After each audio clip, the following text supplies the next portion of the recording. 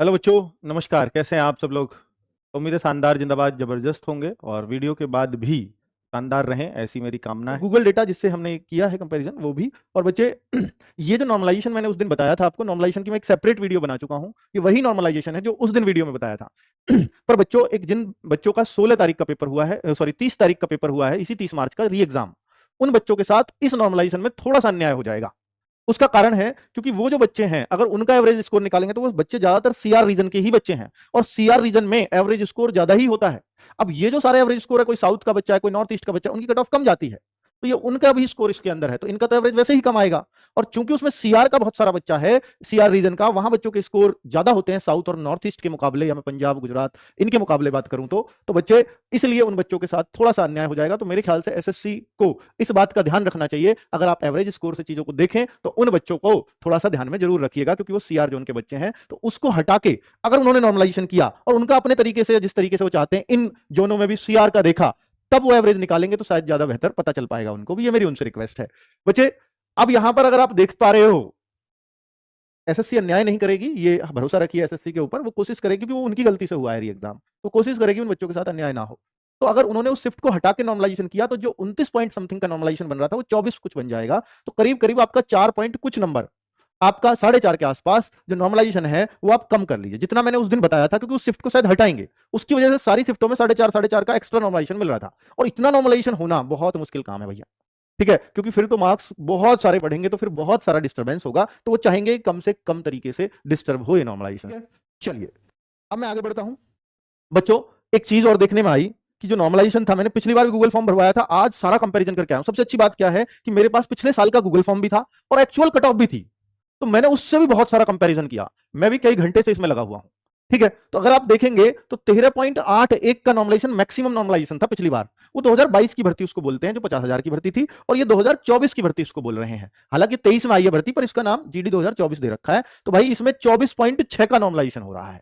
यानी पिछली बार जो पेपर में अंतर था वो कम था, हार्ड और आसान लेवल में। इस बार जो है पेपर में अंतर ज्यादा आया है। तो 24.6, अगर मैं उस शिफ्ट को भी हटा दूं री एग्जाम वाली को, तो इस बार जो मैक्सिमम नॉर्मलाइजेशन जा सकता है वो 24.5-25 नंबर। अगर वो शिफ्ट भी इन्होंने इसके साथ मिला दी, तो ये 29 नंबर तक भी नॉर्मलाइजेशन किसी किसी को मिलेगा। पिछली बार आप चेक कर लो, इससे ज्यादा स्कोर शायद किसी भी बच्चे का नहीं बढ़ा होगा। तो इस वजह से भी कट ऑफ का कारण तो एक नॉर्मलाइजेशन भी बन रहा है इस बार, कि नॉर्मलाइजेशन ज्यादा मिलेगा तो ज्यादा कट ऑफ बढ़ेगी, ऑब्वियसली। चलो, अब मैं यहां पर दिखाता हूं बच्चों कि पिछली बार का जो हमने गूगल डेटा लिया था, पिछली बार देखिए जीडी 2022, और ये जो है फिजिकल की ऑफिशियल कट ऑफ, ये ऑफिशियल है इधर वाली कट ऑफ, इसकी फिजिकल की ऑफिशियल कट ऑफ। और ये जो है, ये हमने गूगल डेटा पिछले साल का 2022 की बात मैं कर रहा हूं बच्चों, ये गूगल डेटा है। तो उससे भी मैंने जो अंदाजा लगाया, आप भी लगा सकते हैं कि जो पिछली बार एवरेज स्कोर चल रहा था, क्योंकि हम लोग भी ऐसे ही आइडिया लगाते हैं। पिछली बार यूपी का जनरल कैटेगरी के लिए 103.53 एवरेज स्कोर आया था हमारे गूगल फॉर्म में, जितने बच्चों ने 63,000 64,000 बच्चों ने जो गूगल फॉर्म भरा था। इस बार यूपी का एवरेज स्कोर आया है 123, सॉरी कट ऑफ थी फिजिकल की, यानी इस एवरेज स्कोर से करीब 20 नंबर ज्यादा कट ऑफ गई फिजिकल की। अब आप ईडब्ल्यूएस को देख लीजिए, 105 था और ये कट ऑफ गई 15 नंबर ज्यादा। तो ऐसा भी मान सकते हैं क्या सर कि जो इस बार, ये तो एक बहुत सिंपल सा लॉजिक हो गया सर, कि जैसे ये 20 नंबर ज्यादा कट ऑफ बढ़ी, तो इस बार भी गूगल का जो आपका एक्चुअल डेटा है, जो एवरेज स्कोर होगा, उससे भी 20 नंबर बढ़ा दें, क्योंकि तो एवरेज स्कोर है ओवरऑल, किसी के ज्यादा किसी के कम, हमने सबका जोड़ा और जितने स्टूडेंट थे उसका भाग दे दिया, तो ये वो एवरेज स्कोर होता है। तो भाई उससे तो ज्यादा ही जाती है हमेशा फिजिकल की कट ऑफ, तो भाई ये 20 नंबर ज्यादा गई। अब मैं यहां पर कुछ और दिखाने वाला हूं आपको, मेल्स की फाइनल कट ऑफ। यानी आप ये मेल्स का डेटा देख रहे हैं, इधर पीछे, सॉरी, ये हम ये मेल का डेटा देख रहे हैं बच्चों। तो मेल में अब आपकी फिजिकल की कट ऑफ 123.7 थी पिछली साल, और भाई 134.9, ये 2022 करना, ये 134.9 कट ऑफ फाइनल, फाइनल भी बढ़ गई। देखो करीब 124 हो गई, 123.7, ये 134.9, लगभग 11-12 नंबर बढ़ गई है आपकी यूपी की कट ऑफ। अगर मैं यूपी से कंपैरिजन करूं, यूपी से क्यों कर रहा हूं, क्योंकि 35 से 40% बच्चा यूपी का देख रहा है, बाकी सब स्टेट्स में बटा हुआ है, तो इसलिए यूपी का जिक्र ज्यादा कर रहा हूं। तो हर स्टेट्स में ही ये हुआ है, 10-10, 11-11 नंबर का फर्क पड़ा है आपकी फाइनल कट ऑफ में। अब मुझे बात बताने की बार बार आपको जरूरत नहीं पड़ेगी। पहले तो वैकेंसीज कंपैरिजन कर देता हूं, फिर हम कट ऑफ की तरफ चल रहे हैं, बस जा रहा हूं, चिंता मत करिए। तो भाई 2022 में जो वैकेंसीज थी वो 50,187 थी, और इस बार जो वैकेंसीज हैं वो 26,146 वैकेंसीज हैं। इसको 2024 बोला जा रहा है बच्चों। और ये जो है पिछली बार फॉर्म फिल हुए थे 54 लाख, इस बार फॉर्म फिल हुए 47 लाख, पिछली बार से 7 लाख कम। यहां जो है जो बच्चों का फिजिकल कराया था वो 3,70,000 बच्चों का फिजिकल कराया था बच्चों। अब अगर मैं देखूं कि भैया अगर इसका 7 गुना होता तो 3.5 लाख होता, अगर इसका 8 गुना होता तो 3,70,000 की जगह 4 लाख होता। और बच्चे ये करीब करीब 7.5 गुना बच्चों को बुलाया गया। तो ये अगर मैं देखूं तो करीब करीब 2,10,000 के आसपास बन जाएंगे। तो 2,10,000 करीब करीब। अब चूंकि ये भी 7.5 ही गुना थे तो इससे भी कम करूं तो 2 लाख के आसपास ही बच्चे बनेंगे। तो आप ये मान सकते हैं कि हमने जो ये कैलकुलेशन की है वो करीब करीब 2 लाख बच्चों के आसपास की है। कि जो रियल फिगर है वो मुझे लगता है कि 2 लाख के आसपास बच्चों को बुलाया जाएगा इस बार फिजिकल के लिए, अगर वैकेंसीज नहीं बढ़ती हैं तो। क्या सर अब भी बढ़ सकती हैं? भाई हो कुछ भी सकता है, पर फिलहाल चांसेस कम ही है वैकेंसीज बढ़ने के। क्वालिफाइड जो हुए 1,46,000, जो मैंने बोला ना कि कितने बच्चों को बुलाया, ऐसे ही नहीं बोल दिया, 3,70,998 को बुलाया, 1,46,292 उनमें से क्वालिफाई हो गए। तो आप देख लीजिए कितना रेशियो रहता है लगभग। तो अगर मैं इसको परसेंटेज में निकालूं तो 40% बच्चे फिजिकल पास कर जाते हैं, 40% पास हो जाते हैं। और ये तब है कि सर पिछली बार टाइम मिल गया था क्या? नहीं, बहुत ज्यादा टाइम नहीं मिला था, आपके रिजल्ट के साथ साथ ही फिजिकल की डेट आ गई थी। इस बार मुझे लगता है कि उससे ज्यादा टाइम मिल जाएगा।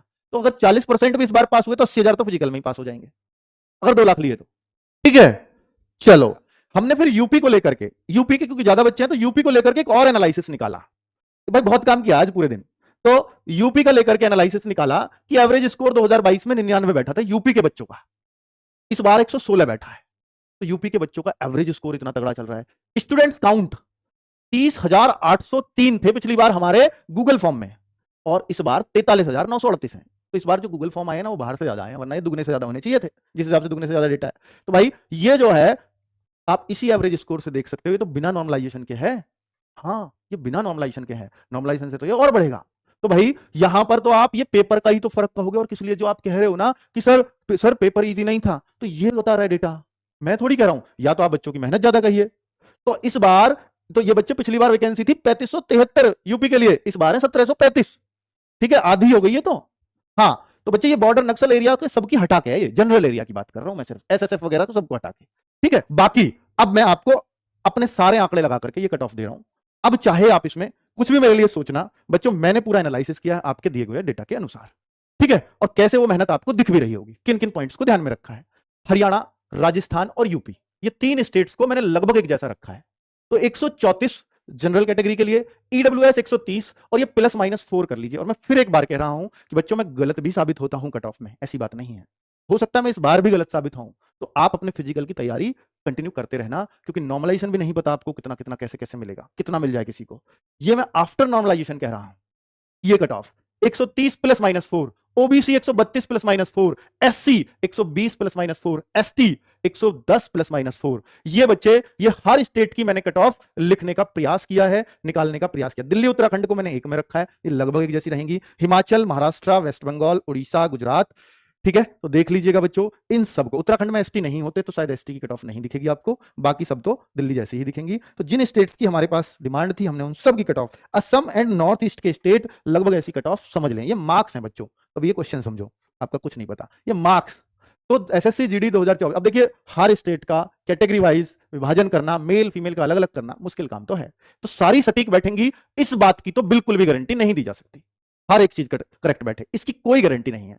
हाँ, कुछ बिल्कुल सटीक भी बैठेंगी, कुछ आसपास बैठेंगी, तो एक दो दूर भी हो सकती है। ठीक है, चलिए, तो अब ये SSC GD 2024 female expected cut off for PST and PET. तो यूपी एमपी ये आप देख लीजिएगा, general, EWS, OBC, SC ST, ये सभी फीमेल्स अपना एक स्क्रीनशॉट रख लीजिए और कट ऑफ को देख लीजिए और अपनी फिजिकल की तैयारी में लग जाइए। फिजिकल कब से हो सकते हैं? 1 से 2 महीना के अंदर अंदर हो